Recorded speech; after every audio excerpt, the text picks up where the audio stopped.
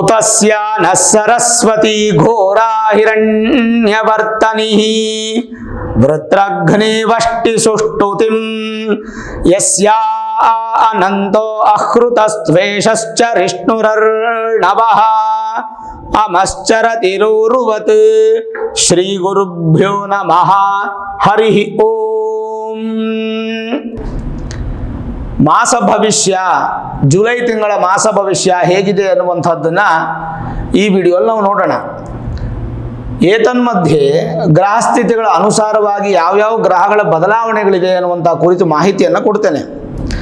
ಮೊದಲಿಗೆ ವಿಶೇಷವಾಗಿ ಶುಕ್ರ ಗ್ರಹ ಕರ್ಕಾಟಕ ರಾಶಿಗೆ ಪ್ರವೇಶವಾಗ್ತಾ ಇದ್ದಾರೆ.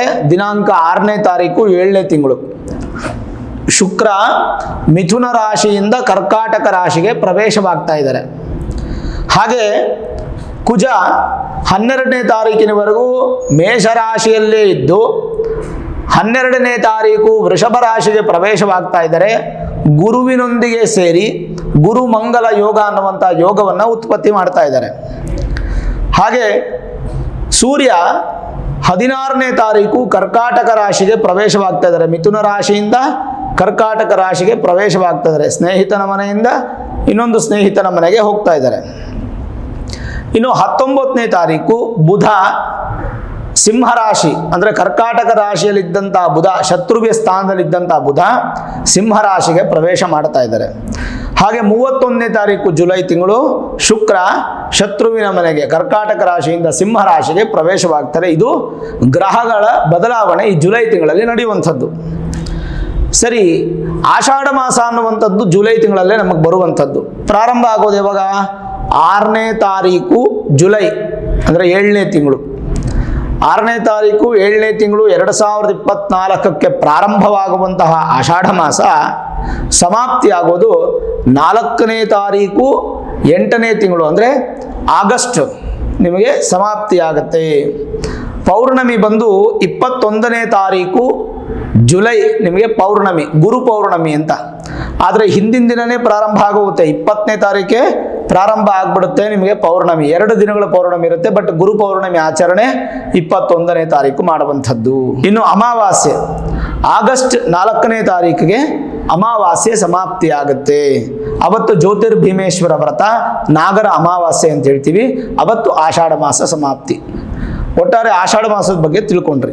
ಇನ್ನು ಆಷಾಢ ಮಾಸದಲ್ಲಿ 4 ಶುಕ್ರವಾರಗಳು ವಿಶೇಷವಾಗಿ ಬರುತ್ತೆ. 4 ಶುಕ್ರವಾರವು ಅಮ್ಮನವರಿಗೆ ಪ್ರೀತಿಯಾಗಿರತಕ್ಕಂಥ ಸಂದರ್ಭ. ಆಷಾಢ ಶುಕ್ರವಾರ ಪೂಜೆ ಅಥವಾ ವ್ರತ ಅನ್ನುವಂಥ ರೀತಿಯಲ್ಲೇ ಕರಿತೀವಿ. ನೋಡಿ, ಆಷಾಢ ಮಾಸದ ವಿಚಾರದಲ್ಲಿ 12ನೇ ತಾರೀಕು ಜುಲೈ 12ನೇ ತಾರೀಕು ಒಂದು ಆಷಾಢ ಅಮಾವಾಸ್ಯೆ ಮೊದಲನೇದು. ಹಾಗೆ 19ನೇ ತಾರೀಕು 2ನೇ ಆಷಾಢ ಶುಕ್ರವಾರ.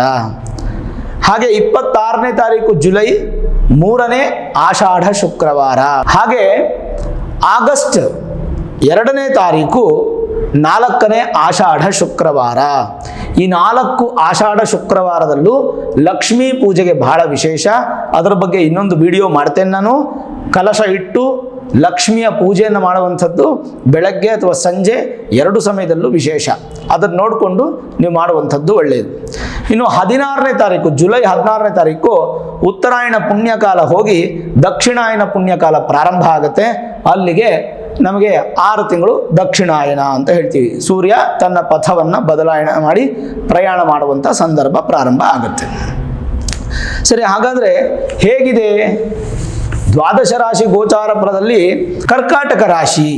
ಹಾಗಾದರೆ ಈ ಕರ್ಕಾಟಕ ರಾಶಿಯವರಿಗೆ ಯಾವ ಥರದ ಶುಭ ಫಲ ಅಶುಭ ಫಲ ಈ ಜುಲೈ ತಿಂಗಳಲ್ಲಿ ಕಾಣ್ಬೋದು? ನೋಡಿ, ಅಷ್ಟಮ ಶನಿ ಪ್ರಭಾವ ಅನ್ನುವಂಥದ್ದು ನಿಮಗಿದೆ, ಅದ್ರ ಬಗ್ಗೆ ನಿಮಗೆ ಗೊತ್ತೇ ಇದೆ ಮಾಹಿತಿ. ಅಷ್ಟಮ ಶನಿ ಪ್ರಭಾವ ಇದ್ದ ಕೂಡಲೇ ಶನಿಯಿಂದ ಕೆಟ್ಟದ್ದಾಗಬೇಕು ಅನ್ನುವಂಥದ್ದು ಎಲ್ಲೂ ಬರೆದಿಲ್ಲ. ಅಷ್ಟಮ ಶನಿಯಲ್ಲಿ ಎಚ್ಚರಿಕೆಯಿಂದ ಇರಬೇಕು ಅಂತ ಹೇಳುತ್ತೆ. ಯಾಕೆಂದರೆ ಇದೇ ಸಂದರ್ಭದಲ್ಲೇ ಸಮಸ್ಯೆಗಳು ನಿಮ್ಮನ್ನು ಹುಡ್ಕೊಂಬರೋದು, ಇದೇ ಸಂದರ್ಭದಲ್ಲೇ ಸಣ್ಣ ಪುಟ್ಟ ಅಪಘಾತಗಳಾಗಿ ಬೆಡ್ ರಿಡನ್ ಆಗೋದು, ಇದೇ ಸಂದರ್ಭದಲ್ಲೇ ಮನೇಲಿ ಏನೋ ಜಗಳ ಆಗಿ ಮನಸ್ಸಿಗೆ ನೋವಾಗೋದು. ಒಂಥರ ಏನಂದರೆ ಬಿಲೋ 50% ಅಂತ ಹೇಳ್ತೀವಲ್ಲ, ಆ ಥರದ ಒಂದು ಸಂದರ್ಭ ಅಂತ ಹೇಳ್ತೀವಿ. ಹಾಗಂತ ಕೆಟ್ಟದಾಗಲೇಬೇಕು ಅಂತಿಲ್ಲ. ನಿಮ್ಮ ಮೂಲ ಜಾತಕದಲ್ಲಿ ಏನಾದರೂ ಶನಿ ಪರಮಾತ್ಮ ಬಲಿಷ್ಠವಾಗಿದ್ದರೆ ಕರ್ಕಾಟಕ ರಾಶಿಯವರೇನು ಭಯ ಪಡೋ ಅವಶ್ಯಕತೆ ಏನಿಲ್ಲ. ನೋಡಿ, ಕರ್ಕಾಟಕ ರಾಶಿಯವರಿಗೆ ರಾಶಿಯಿಂದ 5ನೇ ಮನೆ ಅಧಿಪತಿ ಯಾರು ಅಂದರೆ ಕುಜ. ರಾಶಿಯಿಂದ 5ನೇ ಮನೆ ಅಧಿಪತಿ ಕುಜ. ಹಾಗೆ ದಶಮಾಧಿಪತಿನೂ ಕುಜನೇ, 10ನೇ ಮನೆ ಅಧಿಪತಿ ಕುಜ. ನಿಮಗೆ ಲಾಭಸ್ಥಾನಕ್ಕೆ ಬರ್ತಾ ಇದ್ದಾರೆ, ಇದೊಂದು ಪ್ಲಸ್ ಪಾಯಿಂಟ್. ಯಾರಿಗೆ? ಕರ್ಕಾಟಕ ರಾಶಿಯವರಿಗೆ ಇದೊಂದು ಪ್ಲಸ್ ಪಾಯಿಂಟ್. ಪೂರ್ವ ಪುಣ್ಯ ಸ್ಥಾನ ಬಲಿಷ್ಠವಾಗ್ತಾ ಇದೆ. ಆಸ್ತಿ ತಗಾದೆಗಳು, ಕೋರ್ಟು ಕಚೇರಿ ವಿಚಾರದ ಸಮಸ್ಯೆಗಳು, ನಿಮ್ಮ ಹಿಂದಿನ ಜನ್ಮದ ಪುಣ್ಯ, ತಂದೆ ತಾಯಿ ಮಾಡಿರ್ತಕ್ಕಂಥ ಪುಣ್ಯ, ಇದೆಲ್ಲ ಅನುಭವಿಸುವಂಥ ಮಾಸ ಕರ್ಕಾಟಕ ರಾಶಿಯವರಿಗೆ. ಜೊತೆಗೆ ದಶಮಾಧಿಪತಿ ಲಾಭಸ್ಥಾನದಲ್ಲಿದ್ದಾರೆ ಅಂತಂದ್ರೆ, ಅಂದರೆ ಕರ್ಮಸ್ಥಾನಾಧಿಪತಿ, ಕೆಲಸಕ್ಕೆ ಅಧಿಪತಿ ಆದಂಥ, ಕೆಲಸ ಸ್ಥಾನಕ್ಕೆ ಅಧಿಪತಿ ಆಗಿರ್ತಕ್ಕಂಥ ಕುಜ 10ನೇ ಮನೆ ಅಧಿಪತಿ ಲಾಭಸ್ಥಾನಕ್ಕೆ ಬರ್ತಾ ಇದ್ದಾರೆ. 6ನೇ ತಾರೀಕು ಶುಕ್ರ ನಿಮ್ಮ ರಾಶಿಗೆ ಬರ್ತಾ ಇದ್ದಾರೆ. ಆದರೆ 12ನೇ ತಾರೀಕು ಕುಜ ಲಾಭಸ್ಥಾನಕ್ಕೆ ಬರ್ತಾ ಇದ್ದಾರೆ, ಲಾಭ ಫಲಗಳನ್ನು ಪಡೆಯುವಂಥ ಸಂದರ್ಭ. ಹಾಗಾಗಿ ಉದ್ಯೋಗದಲ್ಲಿ ಸ್ವಲ್ಪ ಬದಲಾವಣೆಗಳು, ಸ್ವಲ್ಪ ಸ್ವಾದಿಷ್ಟಕರವಾದಂಥ ರೀತಿಯಲ್ಲಿ, ಅಂದರೆ ತೃಪ್ತಿಯನ್ನು ಕೊಡುವಂಥ ರೀತಿಯಲ್ಲಿ, ಖುಷಿಯನ್ನು ಕೊಡುವಂಥ ರೀತಿಯಲ್ಲಿ. ಸಾಕು, ಅಷ್ಟು ಮಾತ್ರ ಖುಷಿ ಕೊಟ್ಟರೆ ಸಾಕಾಗಿದೆ ಬಿಡಿ, ಏನು ತೊಂದರೆ ಏನಿಲ್ಲ. ಬಟ್ ಏನಂದರೆ ಪಾಸಿಟಿವ್ ಅನ್ನುವಂಥದ್ದು ನಿಮ್ಮ ಜೀವನದಲ್ಲಿ ನಿಮಗೆ ಖಂಡಿತ ಸಿಗುತ್ತೆ ಈ ತಿಂಗಳು. ಚಿಂತೆ ಮಾಡೋ ಅವಶ್ಯಕತೆ ಇಲ್ಲ. ಕುಜನಿಂದ ಯಾವ ದೋಷವೂ ಇಲ್ಲ, ಪರಿಹಾರಗಳು ಬೇಕಿಲ್ಲ. ಇನ್ನು ರಾಶಿಯಿಂದ ಭಾಗ್ಯಾಧಿಪತಿ ಹಾಗೂ ಋಣರೋಗ ಶತ್ರುಸ್ಥಾನಾಧಿಪತಿ ಆದಂಥ ಗುರು, ಅವರು ಲಾಭಸ್ಥಾನದಲ್ಲಿದ್ದಾರೆ. ಗುರು ಲಾಭಸ್ಥಾನದಲ್ಲಿದ್ದಾಗ ಕರ್ಕಾಟಕ ರಾಶಿಯವರಿಗೆ ಗುರುಬಲ ಬಂತು ಅಂತ ಅರ್ಥ.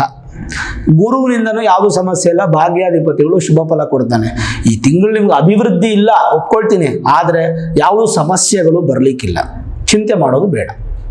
ಇನ್ನು ರಾಶಿಯಿಂದ ಲಾಭಾಧಿಪತಿ ಹಾಗೂ ಸುಖಾಧಿಪತಿ ಆಗಿರತಕ್ಕಂಥ ಶುಕ್ರ 6ನೇ ತಾರೀಕು ನಿಮ್ಮ ರಾಶಿಗೆ ಬರ್ತಾ ಇದ್ದಾರೆ. ಅಂದರೆ 12ನೇ ಮನೆಯಲ್ಲಿದ್ದಂಥ ಶುಕ್ರ ನಿಮ್ಮ ಮನೆಗೆ ಬರ್ತಾ ಇದ್ದಾರೆ, ಅಂದರೆ ನಿಮ್ಮ ರಾಶಿಗೆ ಬರ್ತಾ ಇದ್ದಾರೆ. ಯಾವಾಗ ನಿಮಗೆ ಸುಖಾಧಿಪತಿ ನಿಮ್ಮ ರಾಶಿಗೆ ಬಂದು ಲಾಭಾಧಿಪತಿ ನಿಮ್ಮ ರಾಶಿಗೆ ಬರ್ತಾರೆ ಅಂದರೆ, ಈ ತಿಂಗಳು ಕರ್ಕಾಟಕ ರಾಶಿ ಒಂದೇ ರಾಶಿಗೆ ಮಾತ್ರನೇ ಒಳ್ಳೆ ಫಲ ಇರೋದು, ಇನ್ಯಾವ ರಾಶಿಗೂ ಒಳ್ಳೆ ಫಲ ಇಲ್ಲ. ಹಂಗೆ ಹಿಂಗೆ ಆವರೇಜ್ ಆಗಿ ಅಡೆತಡೆಗಳನ್ನ ಕೊಡುವಂಥದ್ದೇ ಇದೆ ಬಿಟ್ಟರೆ, ಕರ್ಕಾಟಕ ರಾಶಿಯವರು ಮಾತ್ರ ಈ ತಿಂಗಳು ಒಳ್ಳೆ ಸುಖ ವೃದ್ಧಿ ಆಗುತ್ತೆ, ಲಾಭ ಅಭಿವೃದ್ಧಿ ಆಗುತ್ತೆ, ಮನಸ್ಸಿಗೆ ನೆಮ್ಮದಿ ಸಿಗುತ್ತೆ. ಸ್ವಲ್ಪ ಒಳಭಯ ದೂರ ಮಾಡಿಕೊಂಡು ಧೈರ್ಯ ಮಾತ್ರ ಮಾಡ್ಕೊಳ್ಳಿ, ಅದು ತುಂಬ ಮುಖ್ಯ. ರಾಶಿಯಿಂದ 2ನೇ ಮನೆ ಅಧಿಪತಿಯಾದಂಥ ಸೂರ್ಯನೂ ಕೂಡ ಅಷ್ಟೇ ನಿಮ್ಮ ರಾಶಿಗೆ 16ನೇ ತಾರೀಕು ಬಂದು ಬಿಡ್ತಾರೆ. 16ನೇ ತಾರೀಕು ರವಿ ಕರ್ಕಾಟಕ ರಾಶಿಗೆ ಬಂದು ಬಿಡ್ತಾರೆ. ಅಲ್ಲಿಗೆ ಕರ್ಕಾಟಕ ರಾಶಿಗೆ ರವಿ ಬಂದರೆ ಅದು ಕೂಡ ಒಂದು ಸ್ವಲ್ಪ ಮಿತ್ರನ ಫಲವೇ ಕೊಡುತ್ತೆ. ಹಾಗಾಗಿ ದ್ವಿತೀಯ ಧನಸ್ಥಾನ, ಕುಟುಂಬ ಸ್ಥಾನ, ವಾಕ್ಸ್ಥಾನ, ವಿದ್ಯಾಸ್ಥಾನಕ್ಕೆ ಅಧಿಪತಿಯಾದಂಥ ರವಿ ಅಂದರೆ ಸೂರ್ಯ ನಿಮಗೆ ಒಳ್ಳೆಯ ಫಲವನ್ನೇ ಕೊಡ್ತಾರೆ. ಅಲ್ಲಿಂದ ಕೂಡ ಯಾವುದು ನೆಗೆಟಿವಿಟಿ ಕಾಣಲಿಕ್ಕಿಲ್ಲ. ಇನ್ನು ರಾಶಿಯಿಂದ 12 ಮತ್ತು 3ನೇ ಮನೆ ಅಧಿಪತಿಯಾದಂಥ ಬುಧ ಸ್ವಲ್ಪ ಮಟ್ಟಿಗೆ ಚೆನ್ನಾಗಿಲ್ಲ. ಬುಧ ಏನಾಗ್ತಾರೆ, ಬುಧ ನಿಮ್ಮ ಜಾತಕದಲ್ಲಿ ಹೇಗೆ ಇದ್ರೂ ಕೂಡ 19ನೇ ತಾರೀಕಿನವರೆಗೂ ನಿಮ್ಮ ರಾಶಿಯಲ್ಲೇ ಇರ್ತಾರೆ. ಅದು ಶತ್ರು ಸ್ಥಾನ. ಕರ್ಕಾಟಕ ರಾಶಿಗೆ ಅಧಿಪತಿಯಾದಂಥ ಚಂದ್ರನಿಗೆ ಬುಧ, ಬುಧನಿಗೆ ಚಂದ್ರ, ಈ ಬುಧ ಚಂದ್ರರು ಶತ್ರುಗಳು. ಹಾಗಾಗಿ 19ನೇ ತಾರೀಕಿನವರೆಗೂ ಬುಧನಿಂದ ಏನೂ ಅನುಕೂಲ ಆಗಲ್ಲ ನಿಮಗೆ. ವ್ಯಾಪಾರ ಆಗಲಿ, ವ್ಯವಹಾರ ಆಗಲಿ, ಅಥವಾ ಸ್ವಲ್ಪ ಮಟ್ಟಿಗೆ ಲಾಭವನ್ನು ಕಾಣುವುದಾಗಲಿ, ನೂತನವಾಗಿ ಏನಾದರೂ ಕೆಲಸದಲ್ಲಿ ಸಕ್ಸಸ್ ಆಗಲಿ, ಅಥವಾ ಏನಾದರೂ ಒಂದು ಲೈಫಲ್ಲಿ ಚೇಂಜಸ್ ಆಗಲಿ, ಏನೂ ಇಲ್ಲ. ರೊಟೀನ್ ನಡ್ಕೊಂಡು ಹೋಗುತ್ತೆ, ಬೇರೆ ಏನು ಬದಲಾವಣೆ ಇಲ್ಲ. 19ನೇ ತಾರೀಕು ನಂತರ ವ್ಯಾಪಾರ ವ್ಯವಹಾರದಲ್ಲಿ ಅನುಕೂಲ, ಉದ್ಯೋಗದಲ್ಲಂತೂ ಸ್ಥಿರತೆ. IT-BT ಸಾಫ್ಟ್ವೇರ್ ಉದ್ಯೋಗಿಗಳಿಂದ ಹಿಡಿದು ಮೆಕ್ಯಾನಿಕಲ್ವರೆಗೂ, ಕಬ್ಬಿಣ ಸಂಬಂಧಪಟ್ಟಂಥ ಉದ್ಯೋಗ, ಕೂಲಿ ಕಾರ್ಮಿಕರು, ಕೆಲಸ ಮಾಡುವಂಥ ಸಮೇತರಿಗೆ ಎಲ್ಲರಿಗೂ ಕೂಡ ಅನುಕೂಲ ಆಗುತ್ತೆ. ಅದ್ರ ಬಗ್ಗೆ ಚಿಂತೆ ಮಾಡೋಂಗಿಲ್ಲ. ವಾಹನ ಸವಾರರಿಗಂತೂ ಕರ್ಕಾಟಕ ರಾಶಿಯವರಿಗೆ ತುಂಬ ಚೆನ್ನಾಗಿದೆ, ಒಳ್ಳೆ ಫಲ ಇದೆ. ವಾಹನ ಮಾಲೀಕರಿಗೆ, ಡ್ರೈವಿಂಗ್ ಮಾಡುವಂಥವ್ರಿಗೆ, ಸಣ್ಣ ಪುಟ್ಟ ವ್ಯವಹಾರ, ಸಣ್ಣ ಪುಟ್ಟ ಉದ್ಯೋಗ. ನೋಡಿ, ಉದ್ಯೋಗ ಅಂದಮೇಲೆ ನೀವು ಏನೇ ಮಾಡ್ತಿದ್ರು ಕೂಡ ಅನುಕೂಲ ಇರುತ್ತೆ. ವಿದ್ಯಾರ್ಥಿಗಳಿಗೂ ತುಂಬ ಚೆನ್ನಾಗಿರುತ್ತೆ ಈ ಮಾಸ. ಕರ್ಕಾಟಕ ರಾಶಿಯವರಿಗೆ ಉತ್ತಮವಾದ ಫಲ. ರೈತರಿಗಂತೂ ಅತ್ಯಂತ ಸಂತೋಷವನ್ನು ನೀಡುವಂತಹ ಮಾಸ ಇದು. ಕರ್ಕಾಟಕ ರಾಶಿಯವರಿಗೆ ತುಂಬ ಚೆನ್ನಾಗಿದೆ ಜುಲೈ ಮಾಸದಲ್ಲಿ. ರಾಶಿಯಿಂದ ಚತುರ್ಥಾಧಿಪತಿ ನಿಮಗೆ ಒಳ್ಳೆ ಫಲ ಇದ್ದಾನೆ. ಆಮೇಲೆ ಭಾಗ್ಯಾಧಿಪತಿ ಒಳ್ಳೆ ಫಲ ಇದ್ದಾನೆ, ಲಾಭಾಧಿಪತಿ ಒಳ್ಳೆ ಫಲ ಇದ್ದಾನೆ, ಈವನ್ ದಶಮಾಧಿಪತಿ, ಪಂಚಮಾಧಿಪತಿ ಒಳ್ಳೆ ಫಲ ಇದ್ದಾನೆ. 19ನೇ ತಾರೀಕು ನಂತರ ತೃತೀಯಾಧಿಪತಿ, ವ್ಯಯಾಧಿಪತಿನೂ ಒಳ್ಳೆ ಫಲ ಇದ್ದಾನೆ.